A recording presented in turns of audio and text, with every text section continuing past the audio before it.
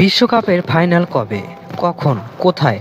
বাংলাদেশের সময় অনুযায়ী জেনে নিন। ফিফা বিশ্বকাপ 2026-এর মহারণ অনুষ্ঠিত হবে আগামী সোমবার 20শে জুলাই যুক্তরাষ্ট্রের নিউ জার্সি অঞ্চলের নিউ জার্সির স্টেডিয়ামে মেটলাইফ স্টেডিয়াম বসবে শিরোপা নির্ধারণী এই ম্যাচে।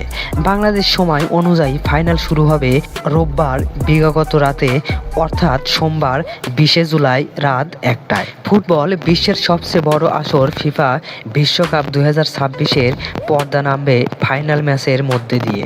এবারের বিশ্বকাপের ফাইনাল অনুষ্ঠিত হবে 20শে জুলাই সোমবার স্থানীয় সময় বিকেল 3টায় যুক্তরাষ্ট্রের নিউ জার্সি স্টেডিয়াম, যা মেটলাইফ স্টেডিয়াম নামে পরিচিতি।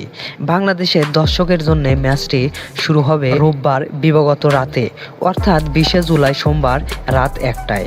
ফলে রাত জেগেই উপভোগ করতে হবে ফুটবলের শ্রেষ্ঠত্বের এই লড়াই।